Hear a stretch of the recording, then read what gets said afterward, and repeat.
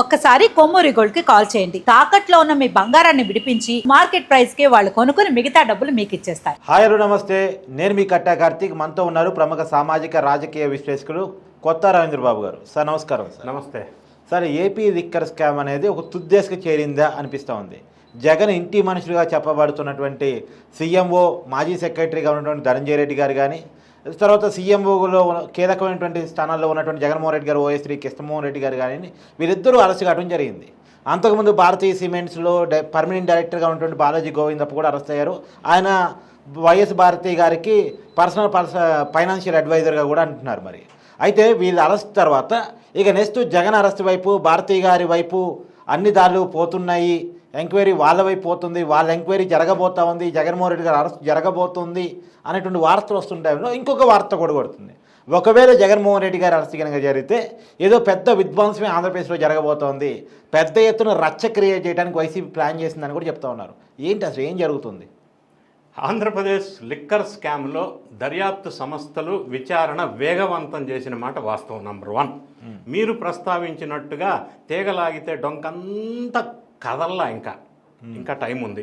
Number 3, Jagan Reddy గారి arrest దాకా రావటానికి ఇంకా పూర్తి స్థాయిలో టెక్నికల్ సర్కమ్స్టెన్సెస్, ఎవిడెన్సెస్ పూర్తి స్థాయిలో సేకరించిన తర్వాత లీగల్ ఫ్రేమ్వర్క్లో ప్రొసీజర్ ప్రకారం విచారణకి పిలిచి తర్వాత డెసిషన్ తీసుకుంటారు. దానికి ఈ ప్రొసీజర్ డీవియేషన్ చేయొద్దని ఎన్డీఏ ప్రభుత్వం నిర్ణయం. కాబట్టి ఇంకా ప్రధానంగా ఇందులో లేటెస్ట్ వెర్షన్ ఒకసారి మనం చూసినట్టయితే, కళ్ళు, ముక్కు, చెవి జగన్ రెడ్డి గారికి ధనంజయ రెడ్డి, కృష్ణమోహన్ రెడ్డి, గోవిందప్ప, బాలాజీ అని చెప్పబడుతున్నారు. అయితే వీళ్ళు ముగ్గురు ఎప్పుడైతే అరెస్ట్ కాబడ్డారో, ఇప్పుడు విచారణ స్టార్ట్ అవ్వబోతుందో, ఏ అంశాలు వెలుగులోకి వస్తాయి, ఎవరు మెడకు చుట్టుకుంటుంది అనేది చాలా ఆతృతగా టెన్షన్ ఫీల్ అవుతున్నారు జగన్ రెడ్డి గారు సంబంధించిన బ్యాచ్. ఈ మాట ఎందుకు అంటున్నానంటే, సజ్జల రామకృష్ణారెడ్డి గారు ఈ మధ్య పత్రికాముఖంగా ఒక స్టేట్మెంట్ చేస్తూ లిక్కర్ స్కామ్ మొత్తం అక్రమంగా పెట్టారు, అసలు లిక్కర్లో స్కామే లేదన్నాడు. ఏమీ స్కామ్ లేకపోతే హైకోర్టు, సుప్రీంకోర్టులు ఈ బ్యాచ్ మొత్తానికి బెయిల్ ఎందుకు నిరాకరించింది? సుప్రీంకోర్టు చాలా క్లియర్గా చెప్పింది, అగైనెస్ట్ అక్యూజ్డ్ చాలా సాక్ష్యాలు కనపడతా ఉన్నాయి, మేము ముందస్తు బెయిల్ ఎందుకు ఇస్తామని చెప్పింది. దాంతోపాటుగా ఇప్పుడు ముందస్తు బెయిల్ ఇస్తే విచారణ అధికారికి చేతులు కట్టేసినట్టు అవుతుంది అన్నారు. అవును. ఇప్పుడు నేను ప్రస్తావించే అంశాలు, సుప్రీంకోర్టు చేసిన ఇంకా అడిషనల్ కామెంట్స్ ఏంటి? నంబర్ 1. నంబర్ 2, గోవిందప్ప, బాలాజీ 14 పేజీల రిమాండ్ రిపోర్ట్ ఉంది, నా దగ్గర ఉంది, నేను పూర్తిగా స్టడీ చేశాను. అందులో వాళ్ళు ప్రస్తావన చేసి ఎస్టాబ్లిష్ అయిన వాస్తవాలేంటి, వీటన్నిటిని ఆధారంగా చేసుకొని జగన్ రెడ్డికి సంబంధించిన సజ్జల రామకృష్ణారెడ్డి కానీ, పేర్ని నాని కానీ, అంబటి రాంబాబు కానీ, కరుణాకర్ రెడ్డి కానీ ఈ రీసెంట్ 1-2 డేస్లో వాళ్ళు మాట్లాడిన మాటలకి మీనింగ్ ఏంటి అనేది ఒక్కసారి మనం నిష్పక్షపాతంగా పరిశీలించినట్టయితే, పేర్ని నాని నిన్న మాట్లాడుతూ జగన్ రెడ్డి గారిని ఒక్కరోజైనా జైల్లో పెట్టడానికి ఎన్డీఏ కూటమి ప్రభుత్వం ప్రయత్నం చేస్తుంది అని అన్నాడు. అసలు జగన్ రెడ్డి గారిని జైల్లో పెడతామని ఎవరన్నా ప్రస్తావించారా ఇంతవరకు ఎన్డీఏ ప్రభుత్వంలో? అంటే వీళ్ళు ముందుగానే ప్రజల్ని, జగన్ రెడ్డి గారిని సంసిద్ధులను చేస్తున్నారా అరెస్ట్ చేస్తారు అని? అంటే దానికి ప్రిపేర్ అవుతున్నారా? నంబర్ 2, గోవిందప్పన్, బాలాజీకి, భారతీయ సిమెంట్కి, జగన్ కుటుంబానికి సంబంధమే లేదన్నారు. కసిరెడ్డి రాజశేఖర రెడ్డి టీడీపీ మనిషి అన్నారు. ఈ విషయం ప్రస్తావన చేద్దాం. కసిరెడ్డి రాజశేఖర్కి సంబంధించిన అడ్వకేటు మొన్న కోర్టులో ప్రస్తావిస్తూ, కసిరెడ్డి రాజశేఖర రెడ్డి ఒక్కడనే కర్త కర్మ క్రియ చేసి ఇతను ఒక్కడి మీద కేసు తిప్పే ప్రయత్నం చేస్తున్నారు, ఇది కరెక్ట్ కాదు అన్నాడు. దాంట్లో మీనింగ్ ఏం అర్థం అవుతుందంటే, నాకు ఇన్ కేసు బాగా టైట్ చేస్తే కసిరెడ్డి రాజశేఖర రెడ్డి అప్రూవర్గా మారతాడు అని చెప్పకనే చెప్తున్నారా? నంబర్ 2, ఏటుగా ముద్రపడిన విజయసాయిరెడ్డి ఏమన్నారు, లిక్కర్ కేసులో సగం బట్టలు ఒప్పు తీశారు వాళ్ళు, మిగతా సగం బట్టలు నేను ఒప్పు తీస్తా అన్నాడు. అంటే ఆయన ఏమన్నా అప్రూవర్గా మారతారా? నంబర్ 3, గోవిందప్పన్, బాలాజీకి, భారతీయ సిమెంట్కి సంబంధం లేదంటున్నారు కదా, ఎందుకు లేదనేది నేను చెప్తా. భారతీయ సిమెంట్ అనేది వీక్యాట్ అనే ఒక మల్టీనేషనల్ కంపెనీతో జాయింట్ వెంచర్, 51% షేరు వీక్యాట్ సంస్థకు ఉంది. వాళ్ళకి ఇంకా 12 కంట్రీస్లో బిజినెసెస్ ఉన్నాయి. వీక్యాట్. సో అందులో ఆ 51% షేర్లో గోవిందప్పన్, బాలాజీని ఒక డైరెక్టర్గా వాళ్ళు అప్పట్లో నియమించారు. లిక్కర్ స్కామ్ ఎప్పుడైతే వెలుగులోకి వచ్చిందో, ఈయన పేరు ఎప్పుడైతే ఇందులో రిమాండ్లోకి వచ్చిందో, ఇది పేరు ప్రఖ్యాతులకు సంబంధించిన వ్యవహారం, బిజినెస్ సంస్థకి, కార్పొరేట్ సంస్థకి, అందులో విదేశాల్లో వ్యాపారం చేస్తున్న సంస్థకి.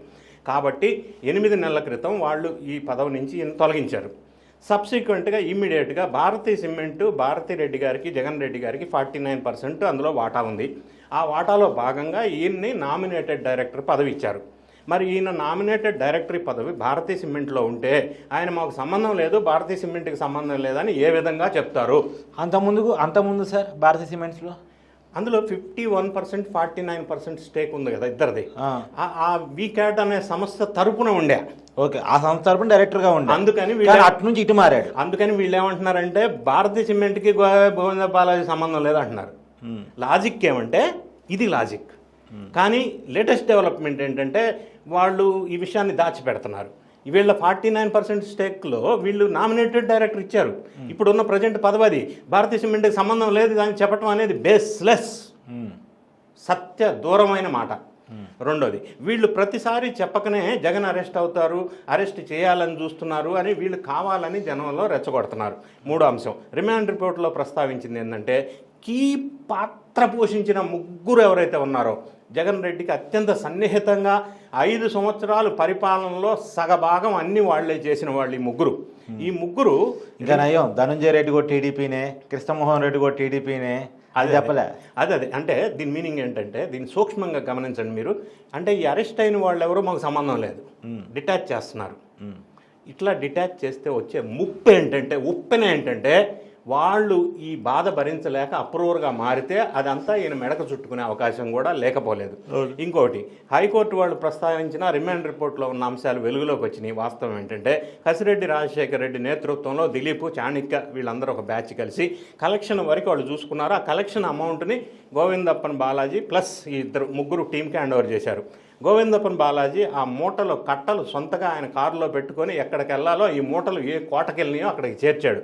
దాంతోపాటుగా వాటి నుంచి ఈ డొల్ల కంపెనీల పేరుతో అట్లా వెళ్ళి ఇట్లా వచ్చిన కిక్ బ్యాక్స్. దీనికి ఎగ్జాంపుల్ ఏంటంటే కృష్ణమోహన్ రెడ్డి కొడుకు రోహిత్ రెడ్డి, ఆయనకు సంబంధించి 6 డొల్ల కంపెనీలు ఉన్నాయి.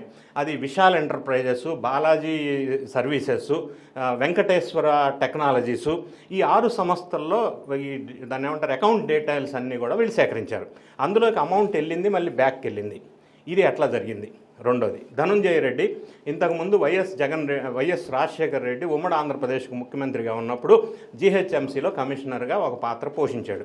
ఆ టైంలో ఈ హైదరాబాద్ మొత్తం మీద రాయచోటికి చెందిన శ్రీధర్ అనే ఒక పెద్ద కాంట్రాక్టర్, భారీ పెద్ద కుంభకోణాలకి మారు పేరైన కాంట్రాక్టర్ 2019 నుంచి ఆయన ఆంధ్రప్రదేశ్కి తీసుకెళ్ళి ఆయన ద్వారా ఈ అవినీతి అక్రమాలు kick backs Dhananjaya Reddy manage చేశారనేది ఒక వార్త ఉంది. మూడోది, కసిరెడ్డి రాజశేఖర రెడ్డి అక్రమాస్తులు 2300 కోట్లుగా తేల్చారు. కాబట్టి లిక్కర్ స్కామ్ 3200 కోట్లు కాదు, లక్షల కోట్లు అనేది ఒకటి అర్థమవుతోంది. గోవిందప్పన్ బాలాజీ అక్రమాస్తులు భారీగా ఉన్నట్టుగా, ఇంకెక్కువ మొత్తంలో ఉన్నట్టుగా తెలుస్తుంది. ఇవన్నీ బెంగళూరులో రియల్ ఎస్టేట్ బిజినెస్లు, ఇంకా రకరకాల విదేశాల్లో పెట్టుబడులు, విదేశాల్లో ఒక ఐటీ కంపెనీ అక్విజిషను, ఒక బ్యాంక్ అక్విజిషన్ కూడా చేశారని తెలియవస్తూ ఉంది. మరి వీళ్ళు ఇవన్నీ విషయాలు ఉంటూ వాళ్ళు ప్రస్తావించిన అంశాలు ఏంటంటే స్కామ్ లేదని అంటున్నారు కదా మీరు.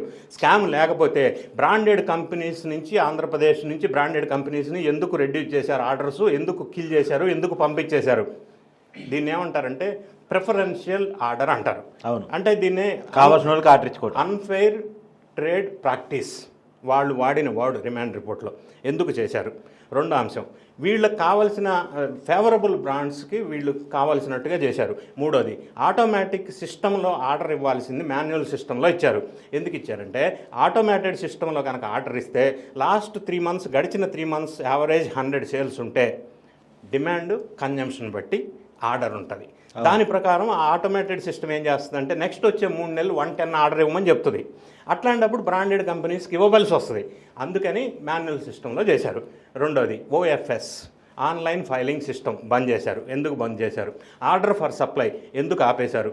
వీటన్నిటి తోడుగా ఈ బ్రాండెడ్ కంపెనీస్ వాళ్ళంతా కలిసి ఆర్డర్స్ బంద్ చేశారని చెప్పి క్వాషీ జ్యుడిషియల్ అకాడమీ ఒకటి ఉంది, constitution of competition of India అని. దానికి వీళ్ళు పిటిషన్ ఫైల్ చేశారు. మాకు ఆర్డర్స్ ఇవ్వకుండా ఇట్లా మోసం తగ్గిస్తున్నారు, ఇది అన్ఫేవరబుల్ ట్రేడ్ ప్రాక్టీస్ అని పెట్టారు. సో ఇన్ని అంశాలు వెలుగులోకి వచ్చినప్పుడు, ఇన్ని వాస్తవాలు వెలుగులోకి వచ్చినప్పుడు ఇప్పుడు తేలవలసిన అంశం ఏంటంటే ఈ ముగ్గురు ఈ మూటలు ఏ కోటలు ఎట్లా చేర్చారు, ఏ రూపంలో విదేశాలకు వెళ్ళినాయి ఒకటి. రెండోది, ఆ సబ్జెక్ట్ ఉంది కాబట్టి ఎన్ఫోర్స్మెంట్ డైరెక్టరేట్ ఇన్వాల్వ్ అవ్వాల్సిన పరిస్థితి ఏర్పడింది. ఎందుకంటే it attracts PMLA, prevention of money laundering act. కాబట్టే ఇంత పరిస్థితి జరుగుతుంది.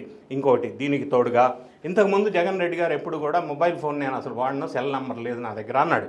ఇప్పుడు వెలుగులోకి వచ్చిన అంశం, ఈ ముగ్గురు ద్వారా వెలుగులోకి వచ్చిన అంశం, ఏదో ఐఫోన్ వాడతారట, ఐఫోన్ వాడుతున్నాడంటే ఇప్పుడు అదే అందులో కూడా మీలాగా నాలాగా వాట్సాప్ కాల్స్, నార్మల్ కాల్స్ కాదు, ఎందుకంటే రికార్డ్ అవుతాయి, తర్వాత ఎప్పుడైనా రిట్రైవ్ చేస్తారు.